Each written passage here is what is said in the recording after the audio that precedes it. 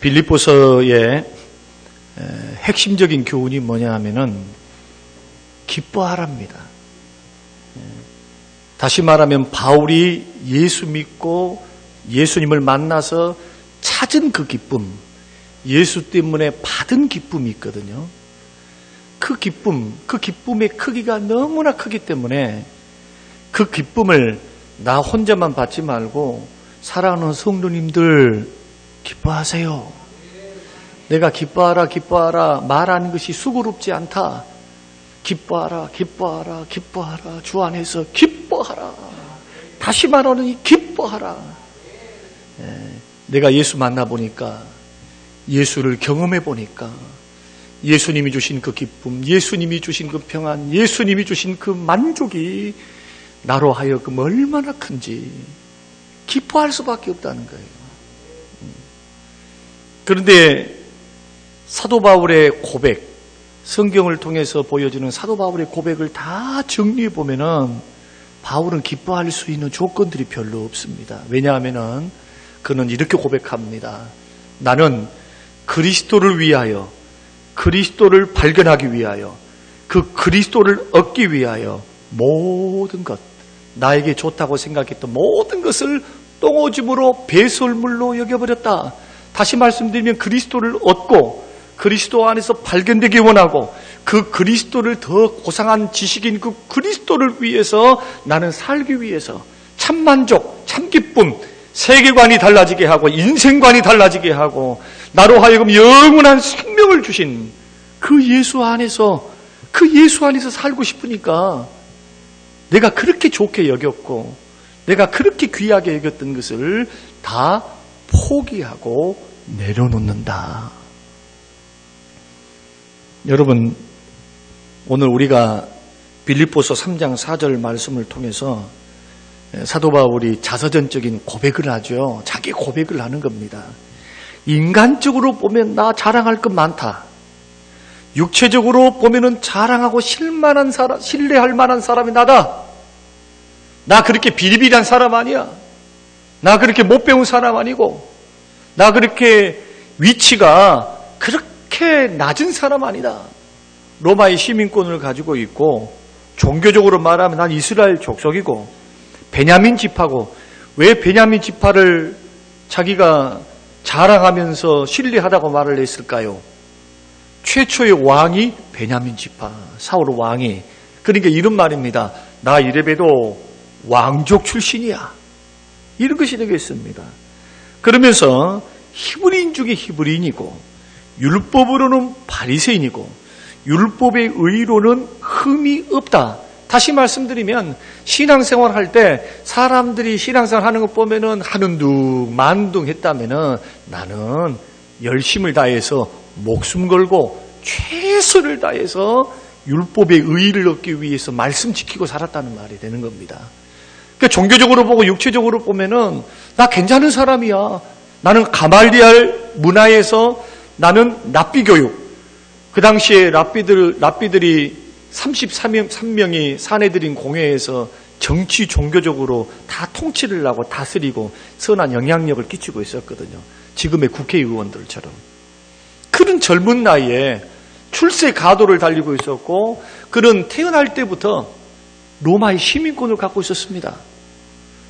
90% 이상의 노예인 그때에 10% 안에 드는 사람이었어요. 그러니 얼마나 자랑할 것 많고 전도 유망하고 출세의 길이 열려있는 사람. 그런데 7절 말씀에 3장 7절에 무엇이든지 내게 유익하던 것을 내가 그리스도를 위하여 다 해로 여겼고 8절 말씀에는 모든 것을 해로 여기면 내 주 그리스도 예수를 아는 지식이 세상에서 가장 고상하기 때문이다. 왜 이 지식이 가장 세상에서 고상합니까? 예수 그리스도를 아는 이 지식만이 생명을 살려서 지옥 갈 백성들을 천국 백성 되게 하고 마귀의 자녀들을 하나님의 자녀가 되게 하는 영생 복락, 영원한 천국, 영생을 주는 그 지식이 예수 그리스도라는 거예요. 예수님의 십자가와 부활. 그러니 이 세상에서 영생과 영원한 생명과 바꿀 것이 없어요. 100년 누리고 살지 못합니다. 아무리 떵떵거리고 왕으로 살고 누리고 산다 할지라도 어떻게 영원한 것과 바꿀 수 있어요? 죄 때문에 영원한 지옥 형벌을 받아야 할 그러한 하나님의 진노를 받아야 될 인생들이 이 예수님 때문에 말이에요. 예수님 때문에. 최후 승리를 보장받고 천국을 보장받고 영생을 얻고 구원을 받았고 하나님의 자녀가 되었고 이 땅에서 50년만 즐겁게 사는 것이 아니에요. 영원입니다. 믿습니까? 주와 더불어서 영원토록 끝이 없는 행복, 끝이 없는 삶, 누구와 더불어서 성삼위 하나님, 나를 구원하신 예수 그리스도와 더불어서 영원한 삶이 놓여 있으니 예수를 아는 지식이 가장 고상한, 예수를 아는 지식이 생명을 살리는 지식. 그래서 내가 그를 위하여 모든 것을 잃어버리고 배설물로 여기면 그리스도를 얻고 그 안에서 발견되려 갑니다. 그렇게 고백을 했습니다. 다시 말씀드리면 바울은 자기 인생의 최고의 가치가 누구냐? 예수 그리스도. 자기의 인생의 목표가 뭐냐? 예수 그리스도. 자기가 행복하게 참만족, 참 기쁨을 누릴 수 있는 이유가 뭐냐? 예수 그리스도. 그러니까 예수님을 다메섹 도상에서 부활하신 주님을 만나고 난 후로부터 인생이 달라지는 거예요. 세계관이 달라지고 인생을 보는 눈이 달라지고, 그래서 예수님을 만나고 난 후에 모든 것을 다 내려놓는 거예요. 여러분, 우리는 캐나다 토론토에서 목회를 하시는 이면수 목사님이라는 분을 우리는 매스컴을 통해서 잘 압니다. 이분이 스파이 활동을 했다라는 제목으로 장장 949일을 연수로는 2년 7개월 동안 북한에 억류되어서 정치범 수용소에서 가진 고초를 당하셨던 선교사님이시면서 목사님이십니다. 그는 1996년부터 20년 동안 150번을 북한에 드나들면서 대북 지원 사업을 했고 북한 선교를 했습니다. 빵 공장을 설립하고 기근 문제, 가난 문제, 먹는 문제, 의료 문제를 해결하기 위해서 그 캐나다 토론토에 있는 교회는 이 목사님을 중심으로 선교 중심이 되었어요. 이분이 본래는 사업을 하신 분입니다. 사업을 했는데 그 사업이 하나님이 주신 축복 때문에 그 축복 주신 그 사업을 예수를 만나고 난 후에 모든 이 사업을 가지고 교회를 개척하고 이 재산을 들여서 헌신했어요. 그리고 교회는 부흥했습니다. 그리고 교회는 북한 사역을 집중하시는 목사님을 따라서 모든 교회 체제가 다 선교예요. 북한 선교. 그러는데 청천벽력과 같은 일이 발생을 했습니다. 보이부에서 스파이의 일들이 있다 해서 그를 억류시켜버린 겁니다. 그리고는 1년이 지났습니다. 정치범 수용소가 어떤 곳입니까? 추운 곳입니다. 또 식량 문제도 해결되지 못한 곳입니다. 같은 모욕과 같은 인간으로서 존엄이 땅에 떨어질 수밖에 없는 그런 상황 속에서 1년이 지나고 2년이 지났는데도 이 풀릴 기미가 없어요. 그의 고백에 따르면은 2년 5개월 정도 됐을 때 이제는 소망이었구나, 희망이었구나, 포기하고 절망하고 있을 그때에 그에게 유일한 소망이 뭐였느냐? 1년쯤 됐을 때는 캐나다 정부에서, 한국에서 분명히 구명운동을 하고 억울한 누명을 다 풀어줄 거야 이렇게 생각했는데 1년 지나고 2년 지나고 안 되니까 이 마음에 얼마나 낙심과 절망이 찾아왔겠어요. 그때 그가 2년 7개월의 모든 과정을 겪고 난 후에 캐나다에 돌아와서 949일간의 그 갖은 고초, 이것을 기록에 남겨서 간증해서 써낸 책이 뭐냐면은 내게는 오직 주님밖에 라는 책을 썼습니다.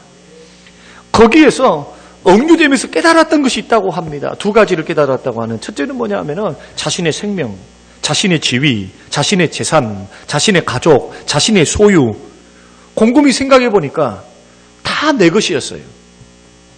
캐나다에서 목회 잘하고 있고 선교하고 있고 온 몸과 마음과 물질을 들여서 주님 일하고 있으면서 다 주님 거라고 말을 했죠. 주님 거라고. 그런데 억류되어서 정치범 수용소에 딱 갇혀 있으니까 이 소유가 진정한 나의 소유가 아니었구나.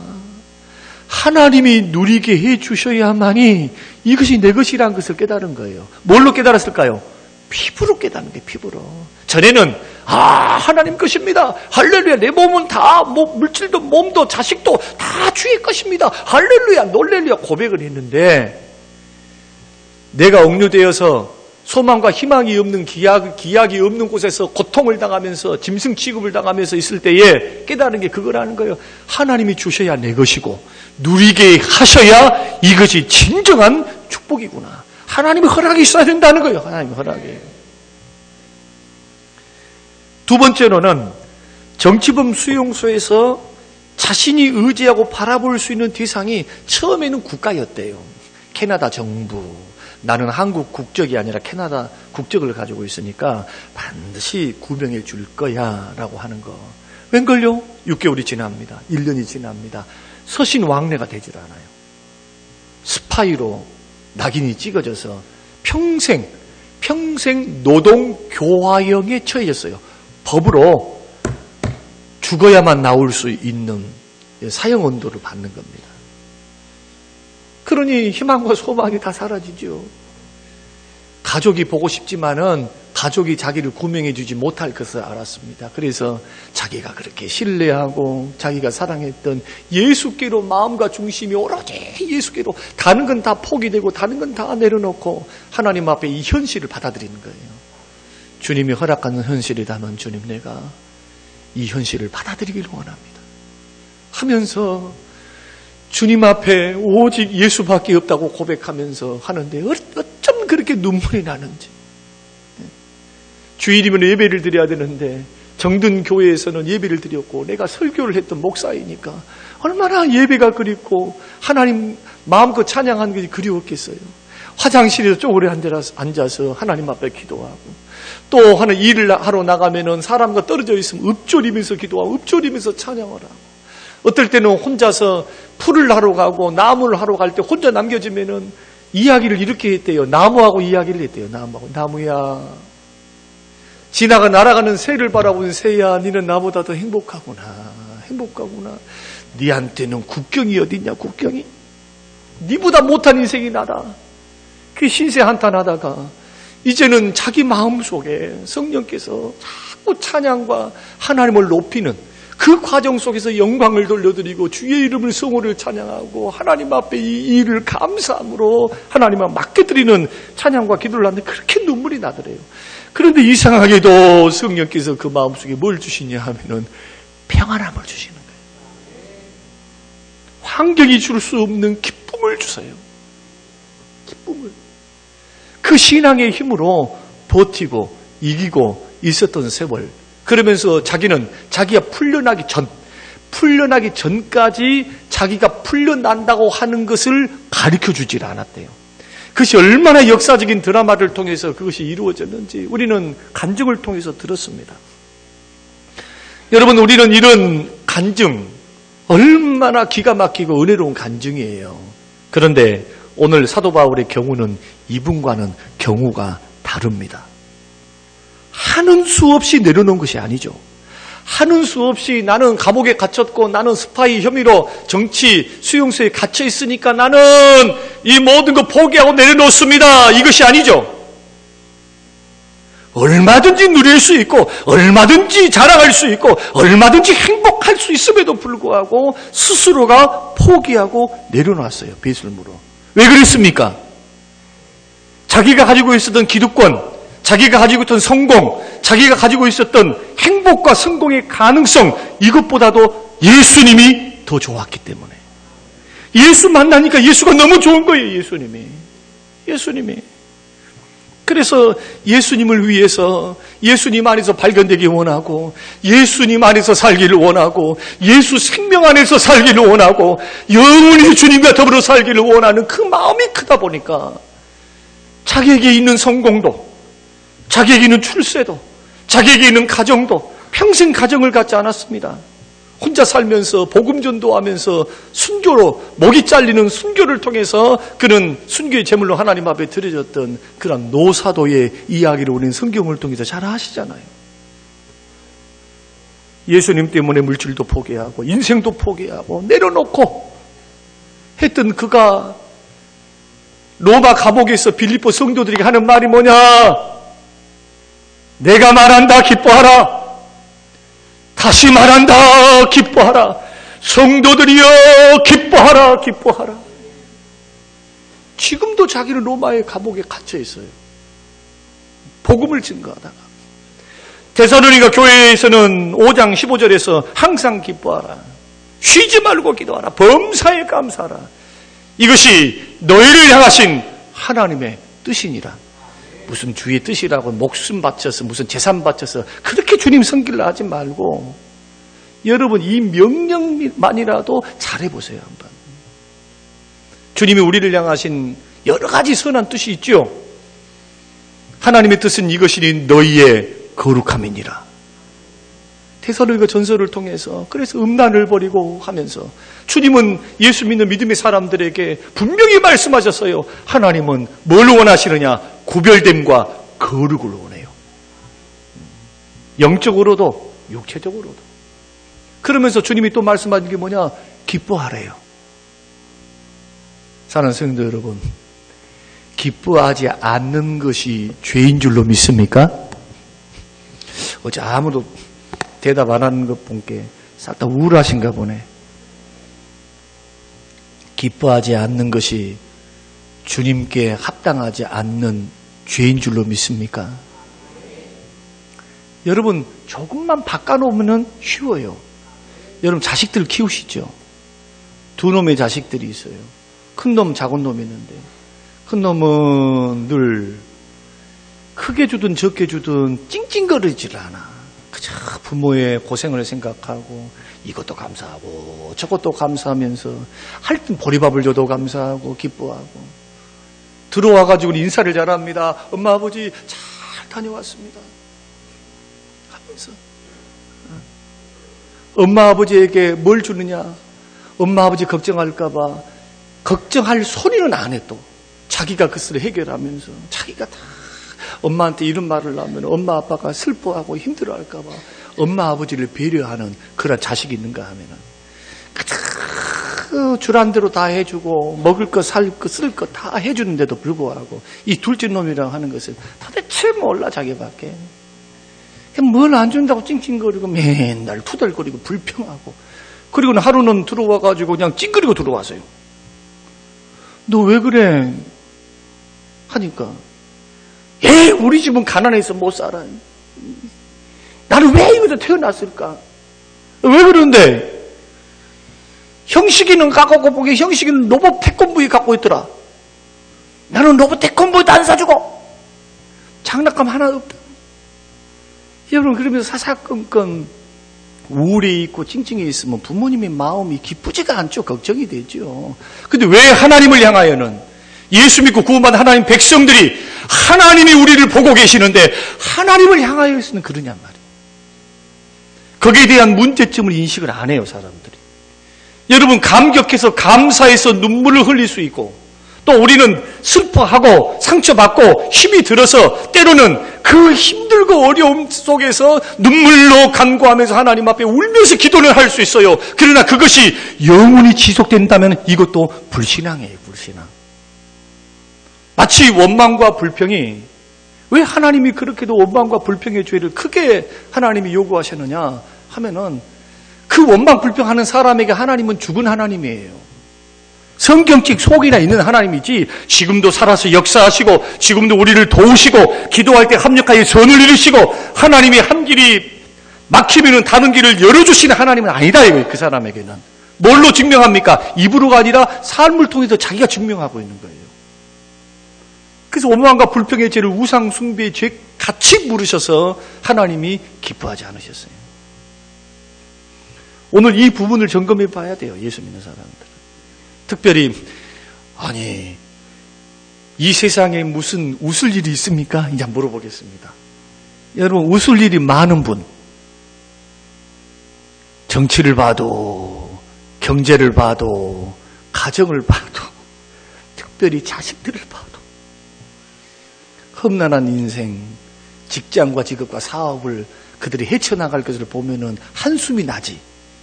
이것이 기뻐가지고 전도 유망해서 얘들이 사업하면 잘 될 거야. 이런 부모님들은 없잖아요. 지금 이 시대 가운데.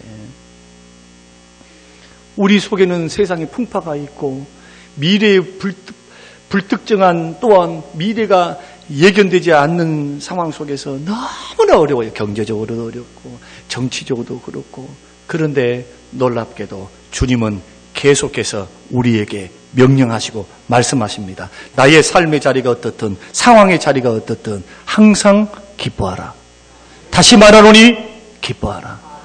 자, 저는 오늘 우리가 1월달 우리가 2020년도 소망과 기쁨이 넘치는 행복한 교회를 꿈꾸면서 이 길을 걸어가기 위해서 첫째 주일도 설교를 했고 둘째 주일도 설교를 했고 셋째 주일 설교를 계속해서 그 주제를 가지고 다른 각도를 가지고 우리는 살펴보고 있습니다.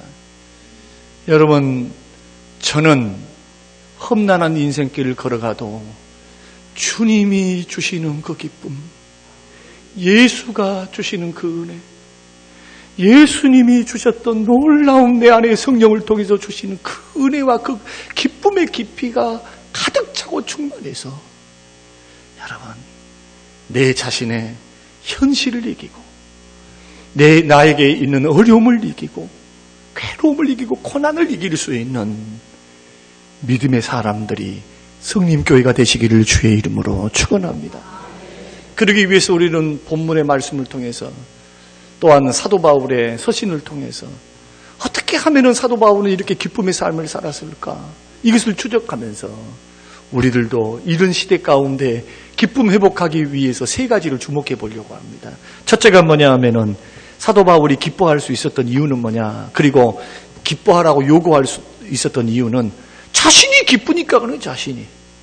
따라서 한번 해보십시다. 내가 기쁘니까 기쁨이 나옵니다. 여러분, 얼굴은 마음의 창입니다. 은혜를 받으면 속일 수가 없어요. 아무리 속인다 해서 속일 수 없는 거. 은혜 받은 사람 변하죠. 할렐루야. 은혜 받은 사람 변해요. 예수 진짜 만나고 예수 안에서 은혜를 경험하면 변합니다. 무슨 성형수술을 해가지고 갑자기 딴 여자, 딴 남자가 돼가지고 나타난 게 아니고 그 얼굴이 그 얼굴인데 분위기가 틀려요. 은혜의 광채가 틀려요. 분명히 기쁨이 있고 온유함이 있고 부드러움이 있고 뭔가 모른 크게 막 껄껄거리면 웃지 아니한다 할지라도 은혜의 에너지 내지는 은혜의 생명력이 그 사람 중심 속에 있어요. 할렐루야. 그러니까 목회를 하는 거예요. 성도님들이 변화를 받고 새로워지면은 제일 먼저 바뀌는 게 뭐냐 하면은 얼굴과 태도가 달라져요. 얼굴과 태도가.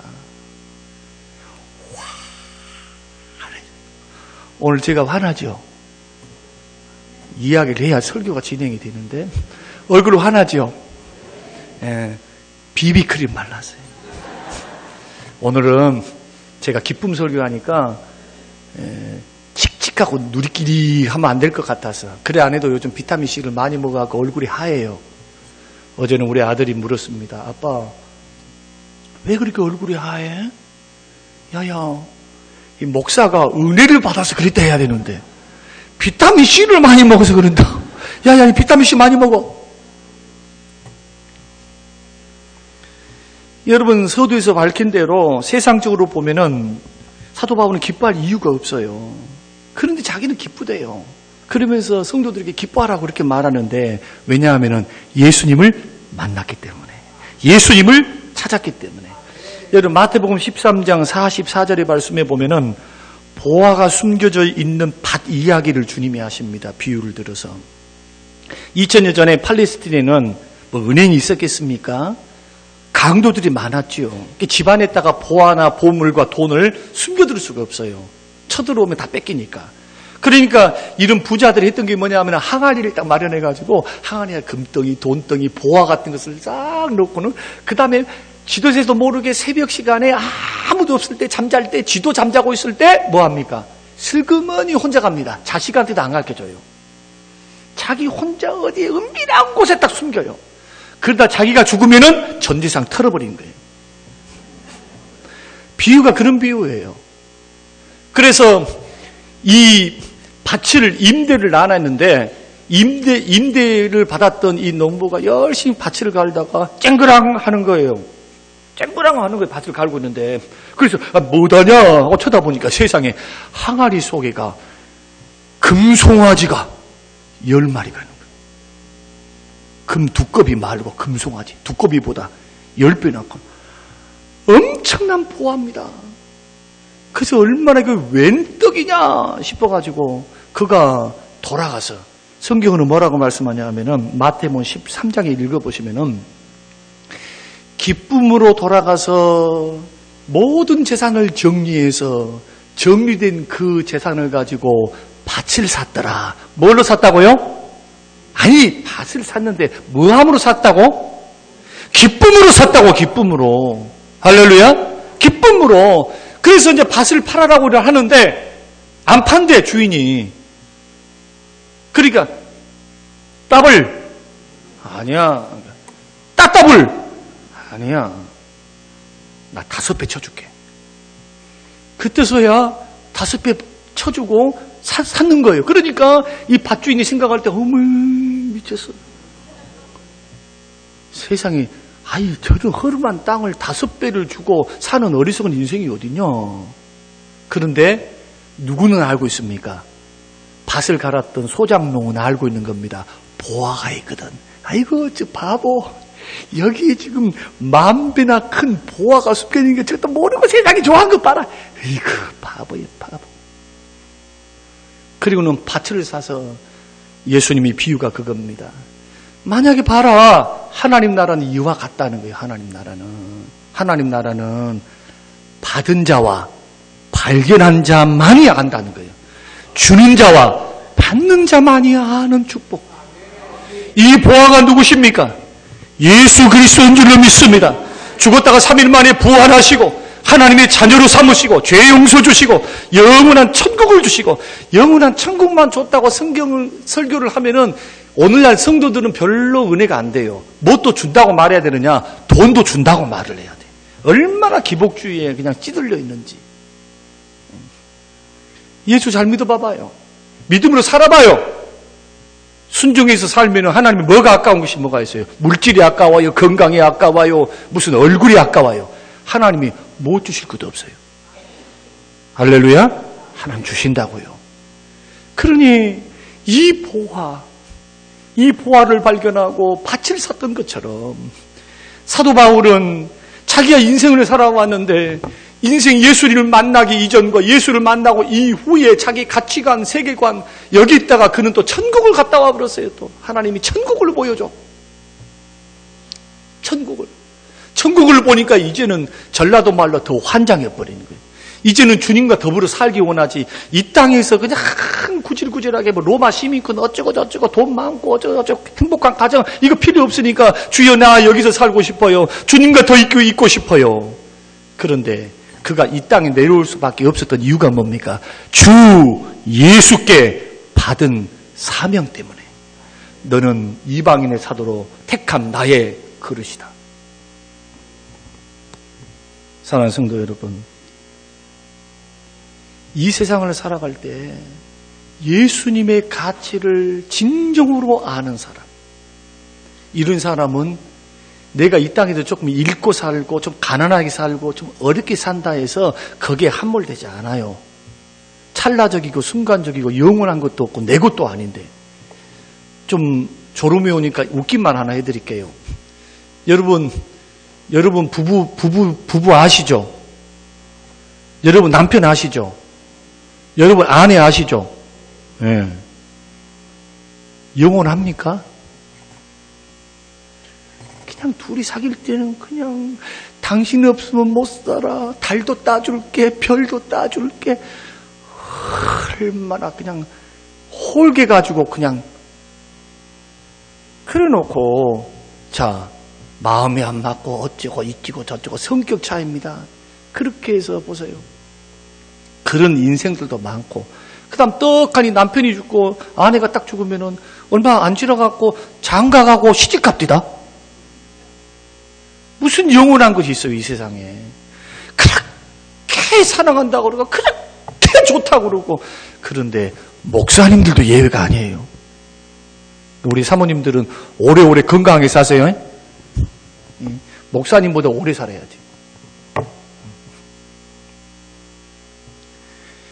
예수가 왜 그렇게 행복하고 예수 때문에 왜 기뻐하느냐? 그 예수가 없으면 영원한 천국도 보장이 없고 우리를 이 땅에서 보호하시고 인도해 주시는 보장이 없기 때문에 그래요. 여러분, 예수님 이외에 여러분들에게 만족과 기쁨, 우선순위를 두시지 않게 되시기를 주의 이름으로 축원드립니다. 여러분, 여기서 조심할 것이 있습니다. 예수님을 위해서 모든 걸 포기하고 내려놓고 배설물 똥오줌으로 여겼다 하니까 또 어떤 사람들은 또 이렇게 합니다. 목사님, 지금부터 나도 예수님 따라가기 위해서 재산 버릴게요. 직장 버릴게요. 가정도 버릴게요. 나 예수님만 따라갈게요. 또 이런 정신 빠진 분들이 계세요. 정말 있어요. 그럼 한번 물어보겠습니다. 정말 배설물로 다 여겼습니까? 다 버렸습니까? 로마 시민권은 안 버렸어요. 로마 시민권 때문에 얼마나 복음 전도에 큰 은혜를 받아가지고 그 로마 시민권 때문에 로마까지 가가지고 복음을 증거하잖아요. 이 말은 무슨 뜻이냐? 예수님 앞에다가 두지 말라는 거예요.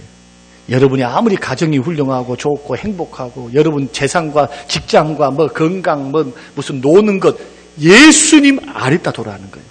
믿습니까?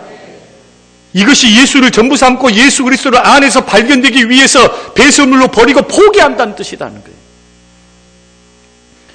그 인생 나에게 주신 모든 것을 가지고 주의 영광을 위해서 살아라 믿으시길 바랍니다. 이것이 남는 거예요. 이것이 허탄한 데 인생 쓰지 말고 허탄한 데 빠지지 말고 뒤돌아보지 말고 옆 쳐다보지 말고. 그래서 오늘 내 안에 기쁨이 있어야 기쁨이 나오는 거예요. 그러기 위해서는 예수 이외에 만족이 없고 예수님이 나의 인생의 전부이다. 믿습니까?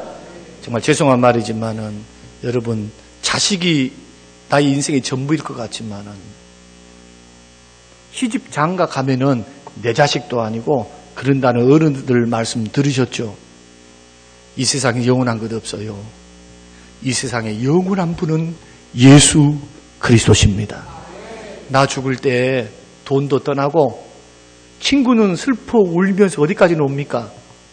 무덤까지는 와줘요. 가족들도. 그러나 나 죽을 때 천국까지 같이 가신 분이 계셔요. 그분이 우리 주 예수 그리스도십니다. 예수 안에서 참 만족, 참 기쁨 누린 사람은 기쁨 잃어버리지 않습니다. 두 번째는 뭐냐? 교회와 함께 기뻐했습니다. 사도 바울은 언제나 바른 신앙, 교회 생활, 규범, 그리고 믿는 자답게 살아라 이런 말씀들을 서신서에서 늘 기록했습니다. 그러면서도 편지를 써가지고 또 기록해서 가르치잖아요. 그런데 바른 신앙이 세워질 때 사도 바울의 마음속에는 뭐가 있었느냐 하면은 저분들이 잘못된 신앙에서 바른 신앙, 바른 삶으로 갈 때 기쁨으로 교제하기를 원했어요. 자꾸 기쁨으로 교제해야 돼요. 여러분, 기쁨은 나눌수록 배가 될 줄로 믿습니다. 기쁨은 혼자 가지고 있으면 안 돼요. 그래서 교회 안에서 순 안에서 자꾸 모여야 돼요. 은혜를 서로 나눠야 기쁨이 배가 되고 은혜를 서로 나눠야 그 기쁨이 흘러들어가요. 내 기쁨이 저분에게, 저분 기쁨이 나에게. 슬픔도 나누세요. 슬픔이 반쪽 되도록. 아픔도 나누세요. 아픔이 반쪽 되도록. 근데 나누면 안 좋은 것이 있어요. 나눠서는 안 될 것이 있어요. 뭐냐? 유전병. 여러분 보세요. 부모로부터 받고 조상으로 받던 유전병이 자식한테 가면 얼마나 가슴 아파요. 차라리 내가 다 당하고 말지. 이런 것은 좀 안 갔으면 좋겠어요. 유전자 치료를 통해서 지금 이렇게 하고 있죠. DNA 치료를 통해서 지금 이런 것이 주사 한 방에 얼마? 1억. 싸지면 저는 맞으려고요. 웃어주면 좋겠는데 맞겠다는 것은 아닌데. 또 있어요. 바이러스. 여러분 악수를 하고 반드시 손을 씻으세요? 예, 바이러스. 양치질 잘하는 거, 이것은 수만 가지 바이러스 입에 다 있잖아요. 그러니까 이런 것은 양치질 잘하는 것은 건강의 첩경이죠. 이런 것은. 또 나누지 말아야 될 것이 있어요. 뭐냐? 원망, 불평,